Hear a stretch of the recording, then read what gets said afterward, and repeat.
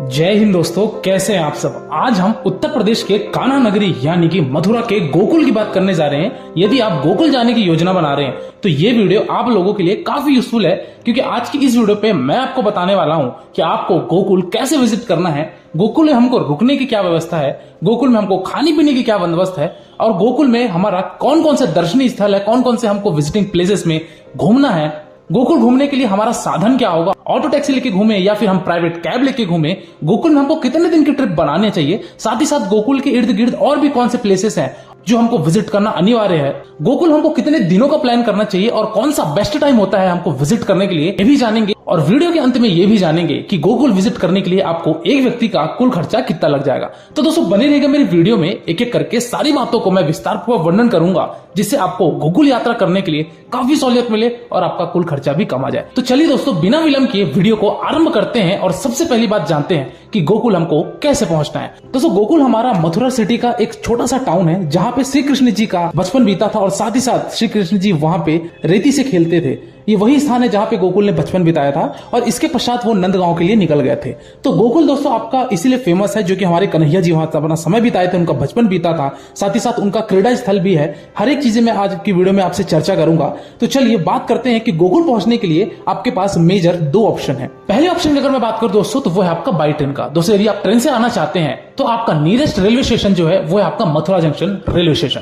देश के प्रमुख राज्यों से, प्रमुख शहरों से आपको वेल कनेक्टिविटी देखने को मिलेगी मथुरा तक के लिए। तो मथुरा जंक्शन आ जाइए। मथुरा जंक्शन से आप स्टेशन से बाहर आइए, यहाँ पे आपको टैक्सी स्टैंड मिले, जो कि ई रिक्शा या ऑटो बोलिए, वहां पे आप ऑटो लीजिए। ऑटो वाला दोस्तों आपको टाउनशिप ले जाके छोड़ देगा। टाउनशिप तक वो छोड़ने का किराया दोस्तों आपका 20 रुपए लेगा पर पर्सन, और वो आपको शेयरिंग में टाउनशिप चौक छोड़ेगा। टाउनशिप चौक से दोस्तों यमुना नदी पार करने के पश्चात आपका गोकुल पड़ता है। कहने का मतलब ये है कि यमुना नदी के इस पार मथुरा है और उस पार हमारा गोकुल है। तो टाउनशिप चौक से आपको दूसरी ऑटो लेनी पड़ेगी, क्योंकि ऑटो आपको रेलवे स्टेशन से डायरेक्टली नहीं मिलेगा। तो वहां से आप दूसरा ऑटो लेकर आप जाएंगे गोकुल, जो कि आपका 10 रुपए लेगा, और वो 2 से 3 किलोमीटर पे आपका यमुना नदी पार करते साथ ही आपका गोकुल मिलेगा।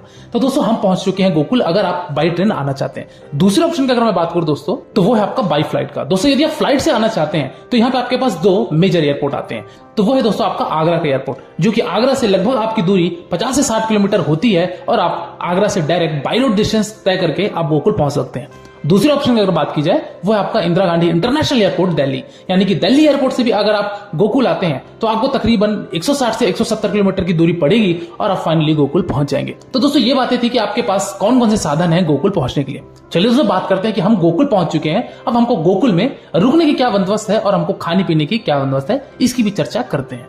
दोस्तों गोकुल में आपको यहाँ पे बेसिकली ज्यादा बड़े होटल्स देखने को नहीं मिलेंगे। यहाँ पे आपको होम स्टे या फिर आश्रम या फिर धर्मशाला या फिर नॉर्मल बजट होटल्स आपको देखने को मिलेंगे, क्योंकि गोकुल हमारा मथुरा जिले का एक छोटा सा टाउन है। तो यहाँ पे आपको ज्यादा फैसिलिटी तो नहीं मिलेगी। तो गोकुल में यदि आप स्टे चाहते हैं तो ले सकते हैं, अदरवाइज टूरिस्ट हमारे मथुरा या फिर वृंदावन स्टे लेते हैं और वो 1 डे ट्रिप करके गोकुल से वापस मथुरा भी चले जाते हैं। तो आप ये भी कर सकते हैं। अदरवाइज अगर आप गोकुल में स्टे चाहते हैं तो आप बजट ऑप्शन में देख सकते हैं। होटल्स के अगर रेट की बात की जाए या फिर धर्मशाला के रेट की बात की जाए तो धर्मशाला आपको 400 से 500 मिलेंगे, और वही होटल अगर आप लेते हैं तो आपको 700 से 800 रुपए पड़ेगा एक रूम का 1 नाइट का। ये आपका यहाँ पे होटल ऑप्शंस रहेंगे।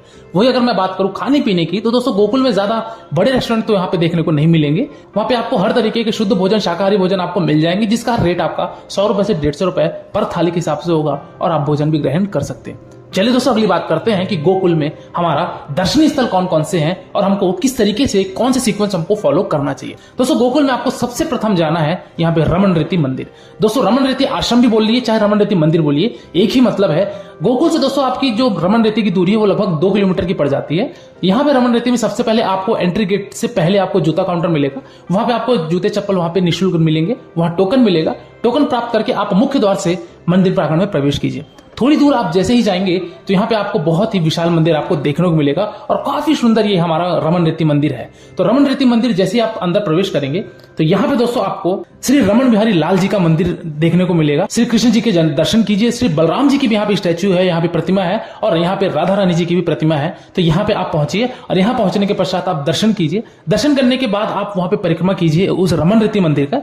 दोस्तों मंदिर से आप जैसे ही परिक्रमा करेंगे तो यहाँ पे आप देखेंगे कि यहाँ पे परिक्रमा के दरमियान रमन रेड्डी मंदिर के दीवारों पर यहाँ पे कान्हा जी के बचपन की दिनचर्या, बचपन की क्रीड़ाएं को यहाँ पे चित्रित किया गया है, जो कि काफी शानदार है। तो यहाँ पे भी आप जरूर रहिए, क्योंकि बहुत ही खूबसूरत तरीके से यहाँ पे वर्णन किया गया है दीवारों पर। तो आप रमन रेड्डी आएंगे तो इस चीज को भी आप मिस मत कीजिएगा। इस रमन रेड्डी मंदिर में दोस्तों हमारे कृष्ण जी का जो बचपन में ये क्रीड़ा स्थल हुई थी, यानी कि जो उनकी खेलने की जगह थी, तो यहाँ पे श्री रमन बिहारी क्रीड़ा स्थल के नाम से भी यहाँ पे एक गार्डन बना हुआ है, जो कि काफी सुंदर है। तो यहाँ पे भी आप आके कुछ समय बिताइए। और इसके पश्चात इसी के ठीक सामने बना हुआ है ये आपका श्री रमन सरोवर, जहाँ पे लोग स्नान भी आज भी करते हैं। तो आप आकर यहाँ स्नान कीजिए। ये चीजों का ध्यान रखना है कि आपको स्नान काफी हिसाब से करना है, क्योंकि ये सरोवर काफी गहरा है।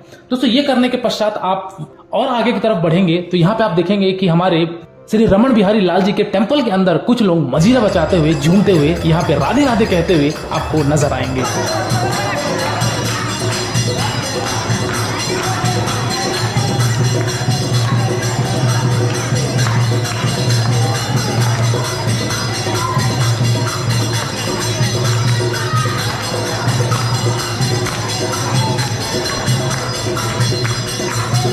तो चलिए दोस्तों, आइए हम उस स्थान पे भी चलते हैं, इस रमन रेती आश्रम में, जहाँ पे कृष्ण जी रेती खेला करते थे। दोस्तों यहाँ पे ये जो आप एरिया देख रहे हैं, यहीं पे आपकी रेती है। लोग यहाँ पे आकर लोटपोट होते हैं, रेती से खेलते हैं, क्योंकि कान्हा जी का यही स्थल था जहाँ पे वो रेती से खेलते हैं। एक चीज और कहा जाती है कि यहाँ पे श्री कृष्ण जी बलराम जी के साथ भी खेलते थे। और साथ ही साथ यहाँ की जो रेती है, ये कहा जाता है कि आपके शरीर पे तो लगेगी, लेकिन आप जैसे ही प्रांगण से बाहर होंगे तो आपकी बॉडी से वो ऑटोमेटिक गिर जाएगी, क्योंकि ये शरीर पे रेती चिपक के आप रमन रेती आश्रम से बाहर नहीं जा सकते हैं। तो दोस्तों ये था रमन रेती आश्रम, जो कि आपको मस्ट विजिट करना है। और कुछ समय आप यहाँ एक्सप्लोर कीजिए। आपको लगभग घंटे से 1.5 घंटे अवश्य टाइम लगेंगे। तो अच्छे से एक्सप्लोर कीजिए, दर्शन कीजिए, घूमिए फिरिए और प्रस्थान कीजिए आप अगले स्थान की तरफ, जो कि है आपका 84 खंबा। दोस्तों 84 खंबा को नंद भवन भी कहा जाता है, या फिर इस मंदिर को 84 खंबा के नाम से भी जाना जाता है, जो कि आपका रमन रेती मंदिर से लगभग 3-3.5 किलोमीटर की दूरी पर स्थित है। यह मंदिर एक्चुअल में 84 खंबों पर टिका हुआ है, इसलिए इसका नाम यहाँ पे 84 खंबा बोला गया है। साथ ही साथ इस मंदिर के खंबों पर, इस मंदिर के शिलाओं पर और साथ ही साथ फ्लोर पर यहाँ पे आपको श्री कृष्ण जी की बाल लीलाओं के चंचल प्रसंगों से चित्रित किया गया है, जो कि काफी उत्कृष्ट नक्काशी है और ये सुंदरता को भी व्यक्त करती है। तो दोस्तों आप 84 खंबा प्रवेश करके भी श्री कृष्ण जी के दर्शन कीजिए। यहाँ पे एक आपको गर्भगृह मिलेगा, यहाँ भी जाके आप कान्हा जी के दर्शन कीजिए, बलराम जी के दर्शन कीजिए। साथ ही साथ इसी मंदिर प्रांगण में एक विशाल वट वृक्ष है, जहाँ पे लोग आकर इनकी शाखाओं पर फीता बांधते हैं, अपनी मनोकामनाएं मांगते हैं। चलिए दोस्तों हम प्रस्थान करते हैं अगले स्थान की तरफ, जो कि है आपका उक्कल बंधन मंदिर। दोस्तों इस मंदिर में भी आके आप प्रवेश कीजिए, यहाँ पे भी श्री कृष्ण जी के दर्शन कीजिए, जो कि आपके 84 खंबा से लगभग 300 से 400 मीटर की दूरी पे स्थित है। यहाँ भी आइए, यहाँ भी दर्शन कीजिए और प्रस्थान कीजिए आप अगले और अंतिम स्थान की तरफ, जो कि आपका ब्रह्मांड घाट। दोस्तों ये ब्रह्मांड घाट वो घाट है जहाँ पे यमुना नदी के तट के किनारे ये ब्रह्मांड घाट बना हुआ है। और ये ब्रह्मांड घाट में कृष्ण जी बचपन अवस्था में यहाँ पे उन्होंने माटी खाई थी, यानी कि मिट्टी खाया था। तो इसलिए यहाँ पे ब्रह्मांड घाट को भी लोग अक्सर आते हैं। यहाँ पे मंदिर जी भी बनी हुई है, जो कि श्री कृष्ण जी की मंदिर है। तो यहाँ पे भी आप आके ब्रह्मांड घाट में भी रुकिए। यहाँ से आप लोग पैकेट में प्रसाद के तौर पे मिट्टी भी अपने घरों पे लेके जाते हैं। तो यदि आप लड्डू गोपाल जी की ये मिट्टी ले जाना चाहते हैं, जो कि आपको ब्रह्मांड घाट पे मिलेगा, तो आप वो भी ले जा सकते हैं। और श्री कृष्ण जी के दर्शन करने के पश्चात आप अपनी वापसी या तो मथुरा के लिए कर दीजिए, या फिर आप चाहें तो वृंदावन के लिए कर दीजिए। तो चलिए दोस्तों ये बातें थी कि गोकुल में हमारे कौन कौन से दर्शनीय स्थल है, जो कि आपका 1 डे ट्रिप के लिए सफिशिएंट है। अदरवाइज आप चाहें तो 1 नाइट स्टे भी बना सकते हैं, यदि आप गोकुल में स्टे लेना चाहते हैं। तो एक चीज है दोस्तों आपको और बताना चाहूंगा कि मेरे चैनल पे ऑलरेडी मथुरा, वृंदावन, बरसाना की वीडियो आ चुकी है, और ये वीडियो आप देख रहे हैं गोकुल की भी। तो यदि आप ये सारी वीडियो नहीं देखे हैं तो डिस्क्रिप्शन बॉक्स में आपको दोस्तों लिंक मिलेगा, या फिर आई बटन में भी लिंक आ रहे हैं, तो वहां जाके आप विजिट करके वो सारी वीडियोस देख लीजिए। और साथ ही साथ यदि आप मथुरा, वृंदावन, गोकुल, बरसाना, नंदगांव इन सब जगहों को एक्सप्लोर करना चाहते हैं, तो आप डिस्क्रिप्शन बॉक्स में आपको एक नंबर मिल रहा है, पॉपअप में भी आपको नंबर आ रहा है। इस नंबर पर जाके आप पैकेज की बुकिंग कराना चाहते हैं तो आप करवा सकते हैं। आपको काफी रिजनेबल प्राइस में ये पैकेज पूरा मिल जाएगा मथुरा, वृंदावन का, और आप पूरी तरीके से एक्सप्लोर कर लेंगे। चलिए दोस्तों बात करते हैं अगली कि इन सभी स्थानों को करने के लिए हमारा साधन क्या होगा।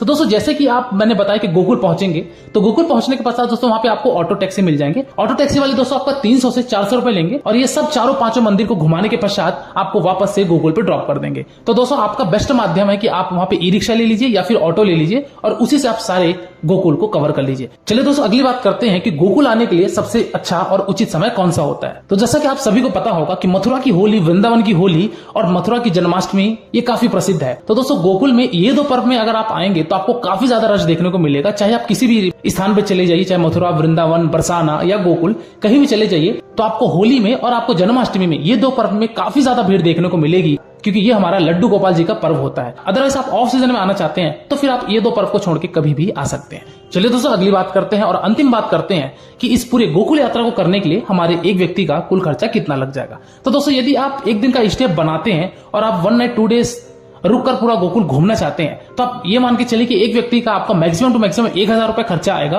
और आप पूरे गोकुल को एक्सप्लोर कर लेंगे। वही अगर आप डे ट्रिप बनाते हैं तो आप ये मान के चलिए कि आपका 400 से 500 रुपए खर्चा लगेगा और आप डे ट्रिप करके वापस मथुरा जा सकते हैं या फिर आप वापस वृंदावन जा सकते हैं। इस फेयर में दोस्तों मैंने किसी भी तरीके का आपके ट्रेन की टिकट, फ्लाइट की टिकट को ऐड नहीं किया है। इस फेयर में मैंने केवल और केवल आपके होने वाले वहां पे गोकुल में खर्चे बताए हैं, जो कि आपका 400 से 500 रुपए रहेगा यदि आप डे ट्रिप बनाते हैं तो दोस्तों ये रहा गोकुल यात्रा का एक संपूर्ण वर्णन। इसके बाद भी आपको दोस्तों मन में कोई डाउट है या फिर अगर आपको कोई प्रश्न है तो आप मेरे इंस्टाग्राम यात्रावास आईडी में विजिट करके जो भी आपके प्रश्न है वो पूछ लीजिए। डेफिनेटली आपको मेरे द्वारा या मेरी टीम के द्वारा आपको रिप्लाई दिया जाएगा। और आप किसी दूसरी वीडियो में खो जाए इससे पहले आप मेरे चैनल यात्रावास को सब्सक्राइब कीजिए। आज की वीडियो में दोस्तों फिलहाल इतना ही। मिलते फिर एक नई वीडियो में एक नई यात्रा के साथ, एक नए विषय के साथ। तब तक के लिए शुक्रिया। जय हिंद, जय श्री कृष्णा, राधे राधे। आपकी यात्रा मंगलमय हो।